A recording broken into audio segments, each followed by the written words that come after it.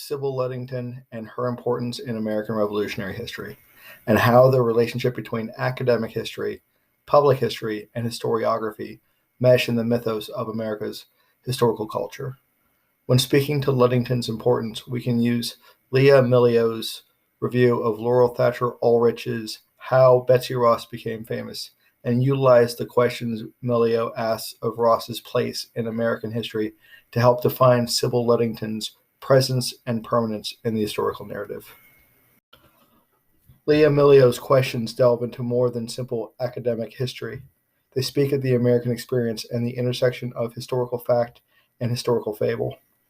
Sybil Ludington's narrative comes from her midnight ride through Connecticut and New York, alerting townsfolk of the imminent approach of the British soldiers on her township of Danbury on April 26, 1777. But how did Sybil become famous? The details of Sybil's ride first appear in Martha J. Lamb's History of the City of New York, its origins, rise, and progress from 1880, which chronicles Sybil's father, Colonel Henry Ludington, receiving a messenger carrying news of the attack. With no other messenger available, Lamb's account states that Colonel Ludington would send his daughter into the night, and by morning, Ludington's militia regiment would arrive to defend Danbury from British assault. What makes Ludington's ride different? Sybil's Watchman ride is not unique or spectacular, and is often overshadowed by Paul Revere's own mythical ride some 160 miles east.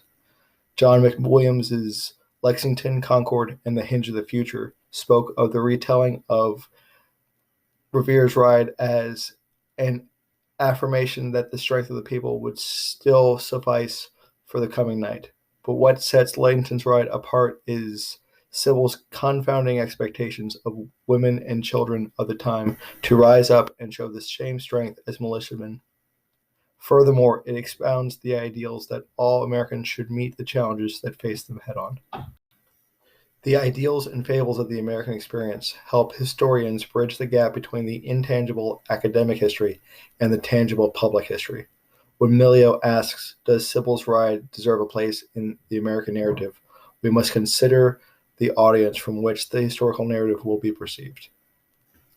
In her work, Teaching Patriotism, Love, and Critical Freedom, Martha Nussbaum believes that we must be extremely vigilant about the values we encourage people to love and pursue, and we must encourage continued vigilance by the cultivation of a critical public culture, the teaching of history in a critical mode, and the teaching of critical thinking and ethical reasoning in the schools. Public history allows for the cultivation of these historical fables while gleaning genuine, substantive history and making it deliverable to a broader audience. To disseminate the American mythos into public history, we must render the historical narrative from the historical fable. Paula D. Hunt's Sybil Ludington, The Female Paul Revere, The Making of an American War Heroine, dives deeper into the historiography of Sybil's ride. To Hunt, Sybil's story tells us a good deal about how history is remembered, away from the influence of the Academy, as Americans seek to define themselves in terms of a shared past that is consistently being renewed and reinvented. While examining the story of Sybil reveals the various ways in which Americans of many stripes, in attempting to connect with the nation's past, can create a hero who advances their cause in response to contemporary political, social, and economic realities. Hunt traces the history of the myth of Sybil's ride and the self-aggrandizing nature of these myths as they've passed over time. Indeed, Hunt notes that evidence of Sybil's narrative has a lack of evidence for her ride and the possibility that it may never have taken place. The evolving historiography of Sybil Ludington's ride would mirror the public history projects through the decades since 1777. Hunt notes that the efforts of women's groups, such as the Daughters of the American Revolution, to reach young and popular audiences and to incorporate foremothers as well as forefathers into its history and commemoration work.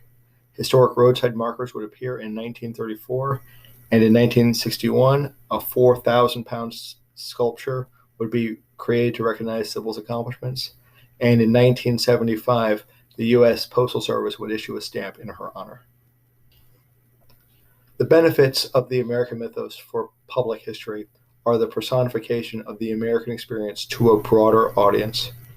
In Teaching Patriotism, Nussbaum speaks of the dramatic tale of Sybil Ludington in the Revolution, who resonated with a love of adventure and ambition to be something daring while being a girl who did what girls usually didn't. This is a powerful experience, one that is still shared with young girls in literature such as E.F. Abbott's children's book, Sybil Ludington, Revolutionary War Writer. On a personal level, Sybil Ludington is a figure that I wish my own 2-year-old daughter would look up to as a role model and emulate her tenacity, even if it is difficult to distinguish the historical narrative from the historical fable. Thank you.